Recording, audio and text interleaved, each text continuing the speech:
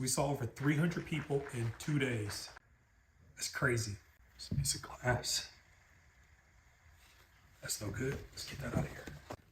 So something that I've always wanted to do is to give like some kind of recap that happens after our events. If you are new to the channel, my name is Eric. I'm a full-time reseller. I've been a full-time reseller for about 20 years. Wow. I own a brick and mortar vintage store in Milwaukee, Wisconsin called BC Modern.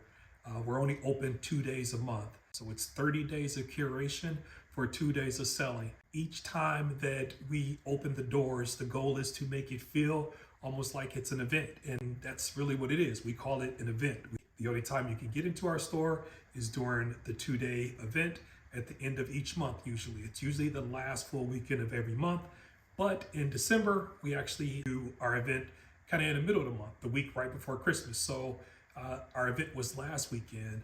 When you start to think about the fact that Christmas is literally right around the corner, if you can get over 300 people to come through the door to spend money with you, to spend time with you right before Christmas, to come through your doors of your brick and mortar store, that's a huge feat. And it's definitely a blessing, and something like that I'm very thankful for it. To be exact, we had 335 people come through the door of our store, and that led to over 100 transactions.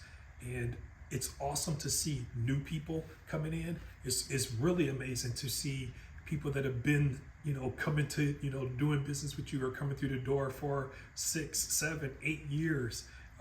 We actually did a bunch of giveaways. I gave away basically $500 in prizes is what I did, and all you have to do is make a purchase to be entered into this, to the drawing.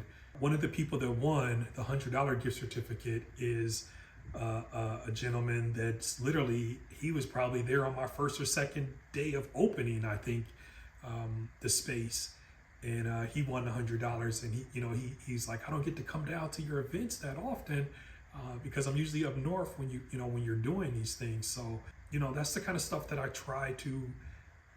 I've always tried to build with my store, is like a sense of community. Like I've seen young men that have come into my store that were all buddies and didn't have any girlfriends, and go to having wives and having kids. And it's a pretty cool piece of what it is that I do with the store, where it feels so connected and welcoming that I do become a part of people's lives, and they do become a part of mine. So that's cool.